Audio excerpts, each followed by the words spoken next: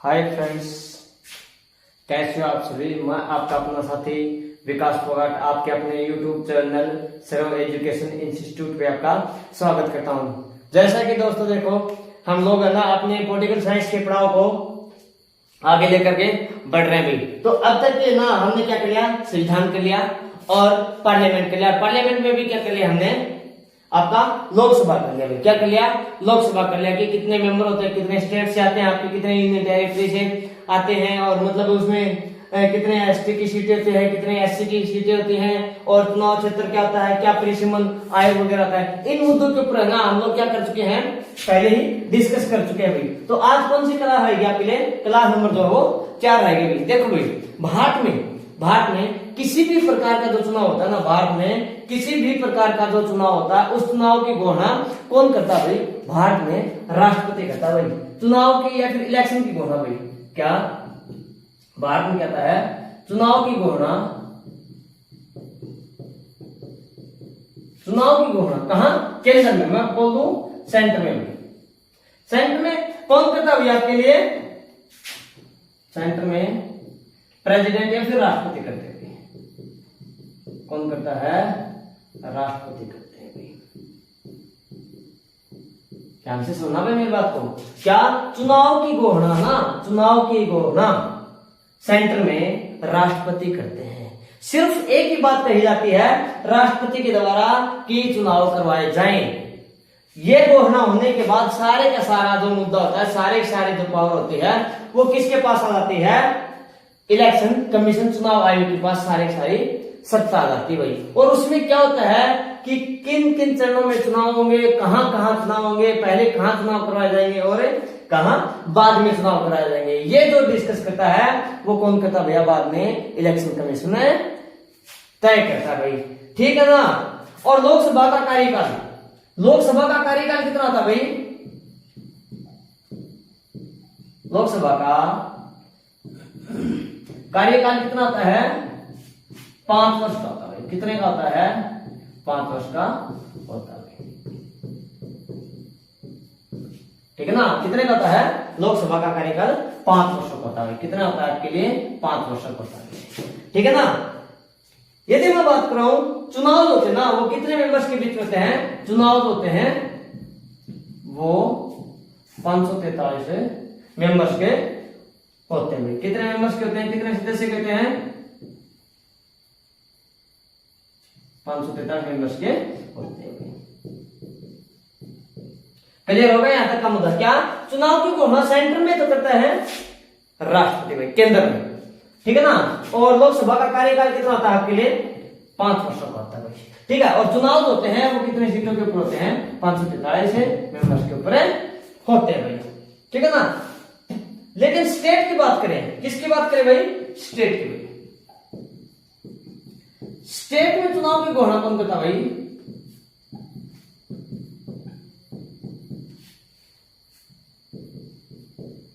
कौन करता है, गवर्नर करता भाई, बोले तो राज्यपाल। कौन करता है, राज्यपाल करता है भाई। याद रखना चीज। ठीक है ना। आगे देखो भाई, क्या बता दिया, हम लोग जो ना मतलब क्या कर लेते हैं, 543 सीटों के ऊपर क्या करते हैं, अपना चुनाव करते हैं। ठीक है ना। लेकिन स्टेट में जो एमएलए वगैरह के जो चुनाव होते हैं ना, उनकी घोषणा कौन करता है, गवर्नर करता है भाई। फिर बाकी कौन करता है, सारा जो कार्य जो होता है वो कौन करता है, आपका इलेक्शन कमीशन तय करता है भाई कि कौन से जगह है, कब इलेक्शन होंगे और कितने कितने चरणों में, कितने कितने सीटों में आपके चुनाव होंगे भाई। ठीक है ना।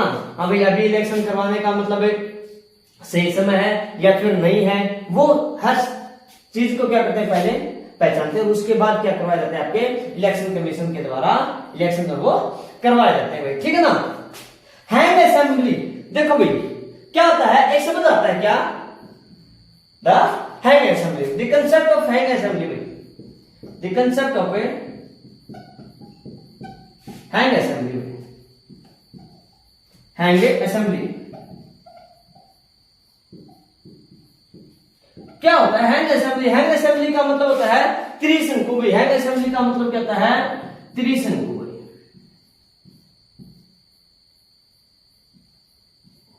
क्या होता है हैंग असेंबली का मतलब है त्रिशंकु होता है। ध्यान से सुनना भाई मेरी बात। यदि किसी भी पार्टी की चाहे वो बीजेपी हो, चाहे वो कांग्रेस हो, चाहे वो भी मतलब आम आदमी पार्टी हो, चाहे वो एक्स वाई जेड किसी भी प्रकार की कोई भी पार्टी हो, यदि इलेक्शन के बाद यदि इलेक्शन के बाद भाई अगर उस पार्टी को क्या नहीं मिलते भाई 543 प्लस 1 डिवाइड कर दो। कहने का मतलब यह है कि उसके पास अगर 272 सदस्य, अगर 272 मेंबर नहीं है तो क्या होता है भैया, उस पार्टी की सरकार नहीं बनती भाई। क्या क्या कंसेप्ट रहता है 543 प्लस 1 कितना 272 भाई। जिसके 272 एमपी होंगे उसी पार्टी की क्या होगी आपके लिए सरकार होगी। यदि ऐसा कंसेप्ट नहीं है, यदि ऐसा नहीं होता है कि इलेक्शन के बाद किसी भी सरकार के पास कितने नहीं होते भाई, इलेक्शन के बाद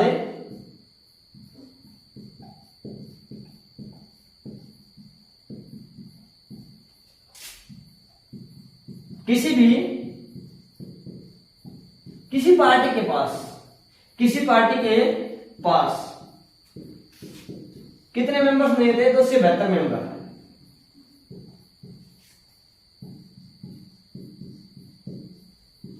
नहीं है तो क्या हो जाता है भाई आपके लिए हैंग असेंबली कंसेप्ट बोलते हैं भाई। इस चीज को क्या बोलते हैं, हैंग असेंबली कंसेप्ट बोलते हैं। वेरी एंड वेरी इंपोर्टेंट है भाई कि त्रिशंकु असेंबली या फिर क्या होती है आपके लिए, या फिर the concept of hang assembly क्या होता है। यदि बहुमत के बाद, यदि इलेक्शन के बाद किसी पार्टी के पास 272 मेंबर, कितने मेंबर है 272 मेंबर नहीं है तो उसको क्या बोलते हैं लोग, the concept of hang assembly कहा जाता है। क्लियर होगा भाई यहाँ तक का मुद्दा, क्लियर है ना। अगर क्लियर है तो हम लोग आगे बढ़ते हैं, अगर नहीं क्लियर है तो भैया वो क्लियर है, ठीक है भाई। आगे देखो भाई, यदि क्या होता है, मेरी बात ध्यान से सुना भाई, यदि हैंग असेंबली हो जाती है तो सारे की सारी पावर किसके हाथ में रहती है भैया, राष्ट्रपति के पास में रहती है, देश के मुखिया के पास में रहती है। किसके पास में रहती है, देश के मुखिया के पास में रहती है, ठीक है ना। यहां पर आके नोट डाल के लिखे ना, मैं यहां पर लिख रहा हूं कि आर्टिकल 356 इसको बोलते हैं प्रेसिडेंट रूल में। क्या बोलते हैं इसको, प्रेसिडेंट रूल।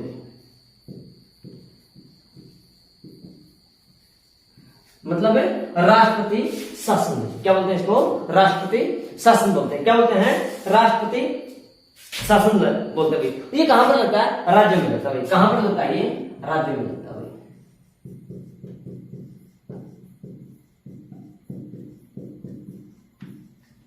चीज। और आर्टिकल 352 और आर्टिकल 352 कौन सा, आर्टिकल 352 इसको क्या बोलते हैं भैया, नेशनल इमरजेंसी आपातीय कार्रवाई, ठीक है ना। नेशनल इमरजेंसी क्या बोलते हैं इसको, नेशनल इमरजेंसी।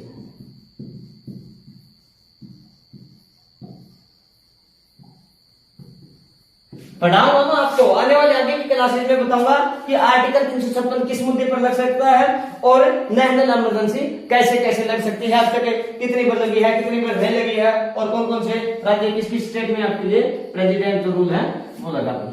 क्यों मैंने यहाँ पर क्यों डाले गए नोट यहाँ पर, क्योंकि सॉरी भाई, तो क्या होता है कि आर्टिकल जो ना ये 356 प्रेसिडेंट रूल, क्योंकि क्या होता है जब हैंग असेंबली हो जाती है तो सारे की सारी पावर किसके पास चली जाती है, आपकी सारे की सारी पावर राष्ट्रपति के हाथ में चली जाती है। किसके हाथ में चली जाती है, राष्ट्रपति के हाथ में। और राष्ट्रपति इन चीजों का क्या करता है मैं अभी वो बताता हूँ। और ये जो होते हैं ना आर्टिकल 356 और आर्टिकल 352, ठीक है ना, ये जो सारे के सारे जो पावर्स होती है ये लगाने का कार्य किसका होता है, प्रेसिडेंट का होता है, अपने देश के राष्ट्रपति या फिर मुखिया का होता है, ठीक है ना। मैं इस चीज को रख रहा हूं भाई, यहां तक का मुद्दा क्लियर होगा भाई, क्लियर है, ठीक है भाई। देखो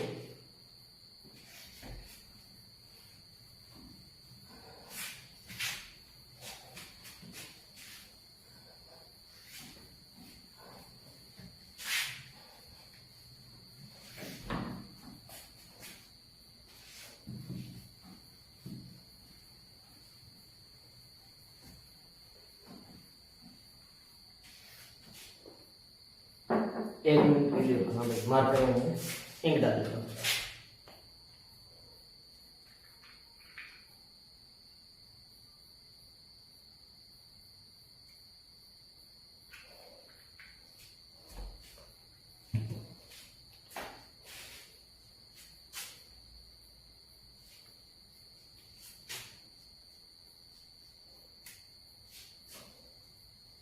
हाँ भाई, आ जाओ भाई अपने वापस मुद्दे के ऊपर ही। तो क्या होता है जरा देखो, जब तक हैंग असेंबली रहती है ना, क्या हैंग असेंबली या फिर त्रिशंकु रहता है, क्या त्रिशंकु हैंग असेंबली में,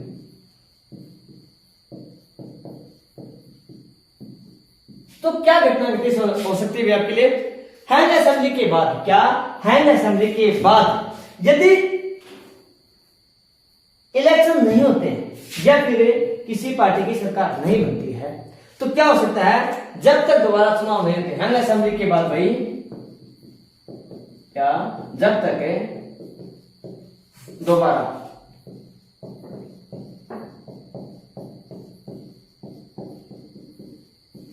दोबारा चुनाव नहीं होते हैं, तो राष्ट्रपति क्या क्या काम कर सकता है भाई? तो राष्ट्रपति क्या क्या काम कर सकता है? तो राष्ट्रपति प्रेसिडेंट जो होता है देश का, वो क्या क्या काम कर सकता है भाई? प्रेसिडेंट का कार्य क्या क्या रहता है इसी चीज में। हैंग असेंबली के बाद जब तक दोबारा चुनाव नहीं होते हैं, तो राष्ट्रपति क्या क्या काम कर सकता है? राष्ट्रपति ये काम कर सकता है भाई, प्रेसिडेंट ये काम कर सकता है।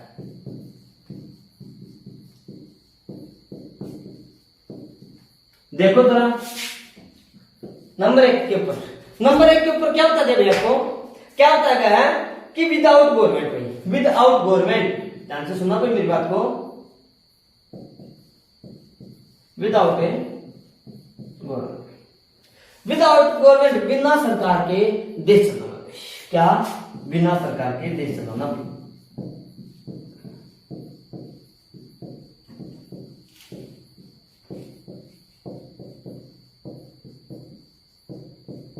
बिना सरकार के क्या कर सकता है राष्ट्रपति? अपने देश को चला सकता है। एक टेम्परेरी गवर्नमेंट बना करके राष्ट्रपति जिसको चाहे उसी को ही क्या बोल सकता है? प्रधानमंत्री बना सकता है भाई, ठीक है ना? हाँ जी। दूसरी क्या सिचुएशन होती है, मतलब क्या कार्य कर सकता है आपके लिए, तो क्या बोल सकता है भैया? Temporary government. क्या कर सकता है? Temporary government. हम लोग पहले बात कर चुके हैं। क्या कर सकता है भैया? अस्थायी सरकार बना सकता है भाई। क्या कर सकता है? अस्थायी सरकार वो बना सकता है। क्लियर होगा? उसके बाद क्या कर सकता है? तीसरा दो कार्य होता है और भी कर सकता है। क्या? कंटिन्यूस गवर्नमेंट भाई, कंटिन्यूस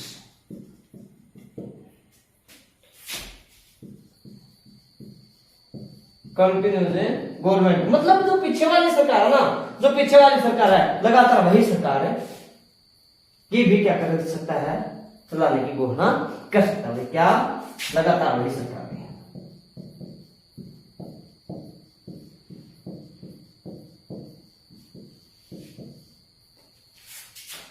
क्लियर हो ना भैया सरकार? तो देखो मतलब क्या होता है, हैंग असेंबली किसको कहते हैं लोग? किसको कहते हैं भाई? जब देश में इलेक्शन हो जाते हैं और 543+1 ये कंसेप्ट अगर किसी भी पार्टी के ऊपर लागू नहीं होता है, कहने का मतलब किसी के पास बहुमत नहीं बनता है या फिर आपसी सहमति नहीं बनती है, समझौते नहीं होते हैं और किसी भी पार्टी के पास 272 मेंबर नहीं होते हैं, तो उस सिचुएशन में क्या लगता है आपके लिए? हैंग असेंबली शुरू हो जाती है या फिर उस चीज को क्या बोलते हैं लोग? हैंग असेंबली या फिर त्रिशंकु बोलते हैं। जब हैंग असेंबली हो जाती है तो उसके बाद क्या होता है? दोबारा चुनाव नहीं होते हैं। जब तक क्या लेते हैं? दोबारा चुनाव देश में नहीं होते हैं, तो प्रेसिडेंट ये काम कर सकता है। कौन कौन से कर सकता है? Number 1 without government. क्या करता है? Without government. विदाउट गवर्नमेंट मतलब बिना सरकार के देश को चला सकता है, बिल्कुल चला सकता है। उसके बाद टेम्परेरी गवर्नमेंट में, क्या? टेम्परेरी गवर्नमेंट मतलब अस्थायी सरकार को चला सकता है। और तीसरा कार्य कौन सा करता है? कंटिन्यूस गवर्नमेंट मतलब लगातार वही सरकार चलाने की भी परमिशन दे सकता है भाई। तो राष्ट्रपति जो होते हैं ना, राष्ट्रपति ये कार्य कर सकते हैं। क्या? असेंबली होने के बाद। यहां तक का मुद्दा क्लियर होगा भाई? क्लियर हो गया? आगे देखो भाई, आगे देखो, मैं इस चीज को रफ कर देता हूं।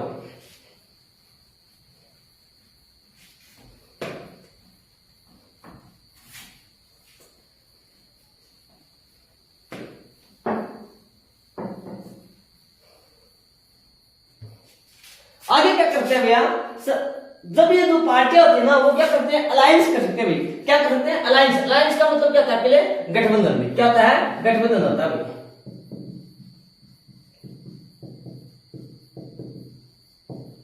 क्या कर सकते हो आपके लिए गठबंधन कर सकते हैं। ठीक है, तो क्या है, देश में दो बड़े सबसे गठबंधन कौन से हैं, कौन कौन से दो सबसे बड़े गठबंधन हैं? एक तो आता है एनडीए भाई, कौन सा आता है? तो एनडीए होता है भाई, कौन सा आता है? एनडीए। क्या आता है? एनडीए। और कौन कौन सी पार्टी इसमें आते हैं बोले तो नेशनल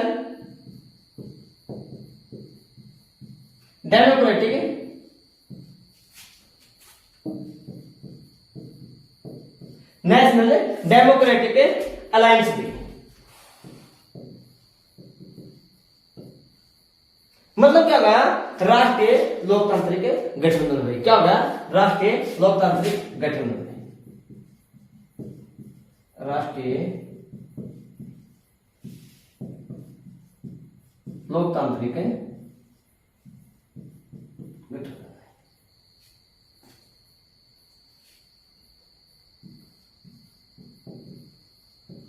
राष्ट्रीय लोकतांत्रिक गठबंधन किस किस पार्टी का भाई? किस किस का है?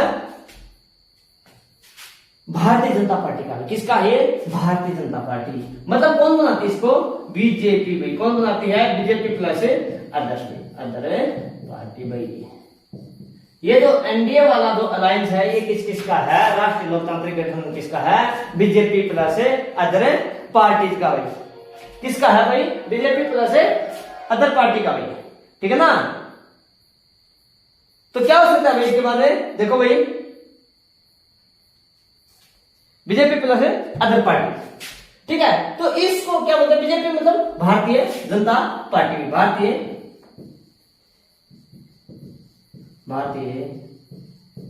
जनता पार्टी प्लस अदर जो पार्टी है वो वाली भाई। किस गठबंधन को बनाते हैं? एनडीए, नेशनल डेमोक्रेटिक अलायंस को बनाते हैं। क्लियर होगा यहां तक का? आगे जो दूसरा जो अलायंस आता है ना वो कौन सा था आपके लिए? वो होता है आपके लिए यूपीए। कौन सा था? है यूपीए। यूपीए का मतलब क्या है? यूनाइटेड प्रोग्रेसिव अलायंस में। यूनाइटेड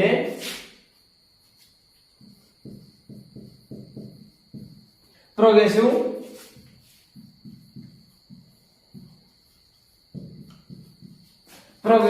अलायंस में। मतलब क्या है कि संयुक्त प्रगतिशील गठबंधन में। यूनाइटेड प्रोग्रेसिव अलायंस में मतलब संयुक्त प्रगतिशील गठबंधन। मैं यहां पर लिख देता हूं, क्या आता है जरा? संयुक्त प्रगतिशील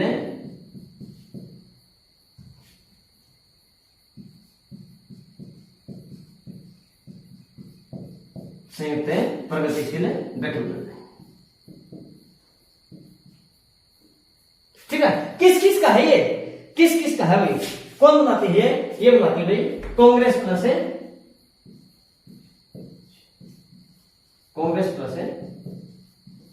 अदर पार्टी।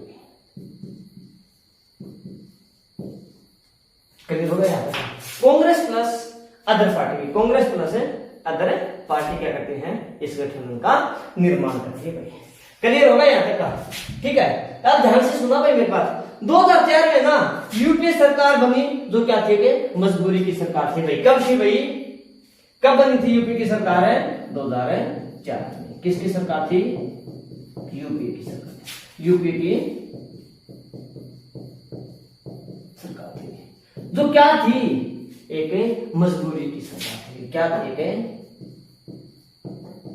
मजबूरी की सरकार थी।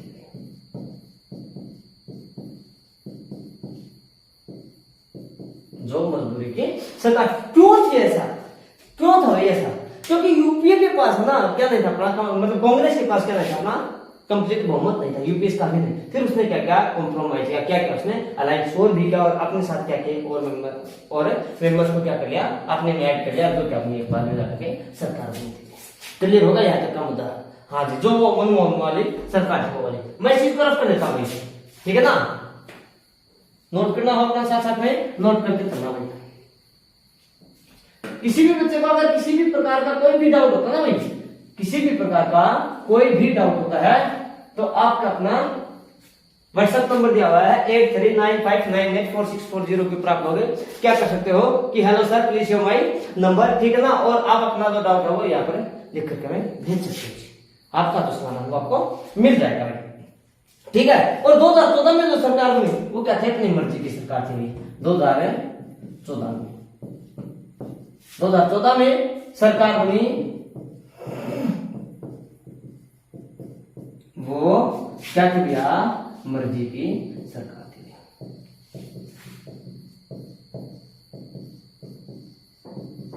क्यों थी ऐसी, क्योंकि तो बीजेपी की सरकार थी ना, वो 272 प्लस बहुमत पास कर चुकी थी। क्या कर चुकी थी, या फिर मैं कहूं अगर जो एनडीए जो थी, एनडीए जो मतलब जो गठबंधन था, नेशनल डेमोक्रेटिक अलायंस से, जो मतलब क्या था आपके लिए, राष्ट्रीय लोकतांत्रिक जो गठबंधन था वो क्या था, 272 प्लस से पार कर चुका था। मैंने पीछे बताया था अगर जिसके पास 272 मेंबर्स होते हैं उसी क्या रहती है, सरकार आती है सेंटर में।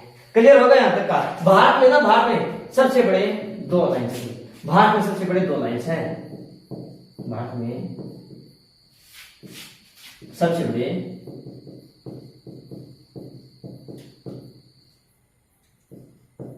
दो गठबंधन। क्या है, गठबंधन।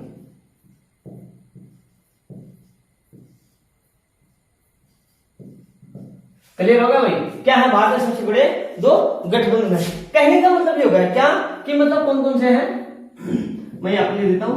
एक तो है एनडीए और एक दूसरा है आपके लिए क्या, यूपीए।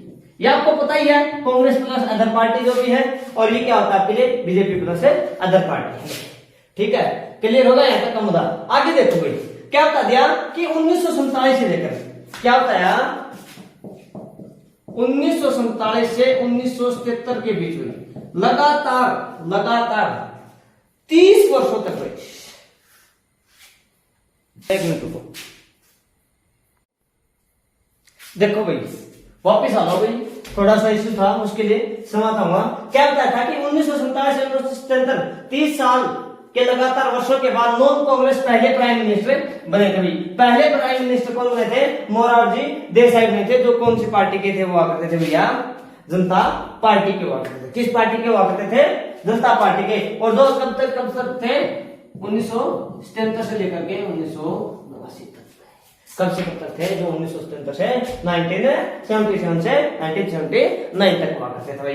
क्लियर होगा यहाँ तक का मुद्दा। उसके बाद देखो भाई क्या था कि 1979 में पहली बार भारत में गठन ना भाई, भारत 79 में पहली बार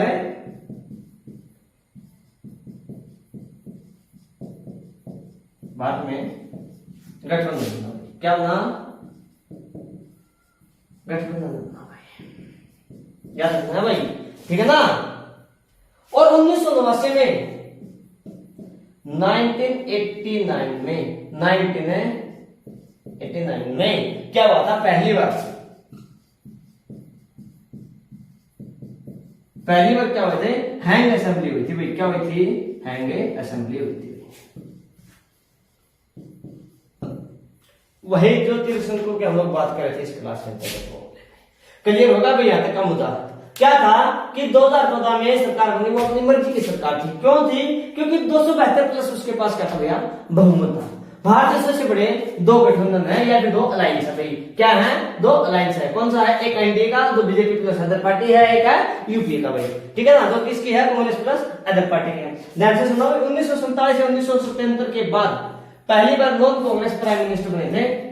कौन बने थे भाई, वो non Congress prime minister Morarji Desai थे भाई, जो किसके हुआ करते थे आपके लिए, जनता पार्टी के हुआ करते थे। किसके हुआ करते थे भाई, नॉन कांग्रेस का मैंने यहाँ पर सर्कल ये बना। कौन से हुआ करते थे भैया, वो नॉन कांग्रेस पार्टी के हुआ करते थे भाई। किस पार्टी के हुआ करते थे, नॉन कांग्रेस पार्टी के हुआ करते थे। 1979 में पहली बार भारत में क्या बना भैया, गठबंधन बना। क्या बना था, गठबंधन बना था। और 1989 में पहली बार क्या हुई थी आपके लिए, सरकार जो थी वो हैंग असेंबली हुई थी भाई। क्लियर होगा यहां तक का मुद्दा, क्लियर है भाई। आगे देखो भाई, आगे देखो,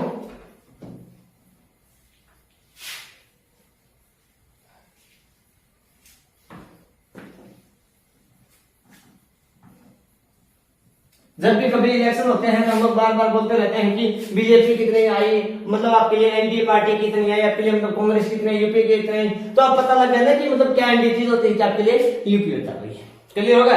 आगे देखो भाई, नोट लगा करके लिख लेना, वेरी एंड वेरी इंपोर्टेंट है भाई।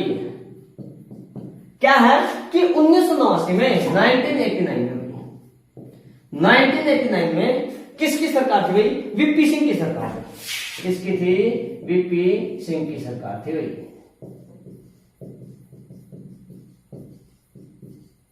किसकी थी? वीपी सिंह की सरकार में नेशनल फ्रंट गठबंधन बना भाई। कौन सा बना? नेशनल फ्रंट अलायंस, राष्ट्रीय फ्रंट गठबंधन। क्या नाम? नेशनल फ्रंट गठबंधन। कब? 1989 जब वीपी सिंह की सरकार हुई थी तब। ठीक है ना? और दोबारा जब बना तो वो कब बना था?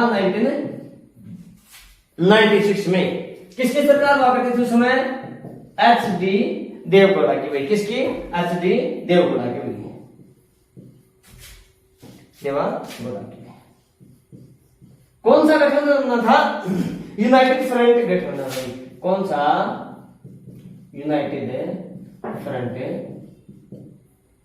गठबंधन। यहीं पर लिख लो, गठबंधन लिख लो, या फिर मैं बोलना चाहूं अलायंस भी।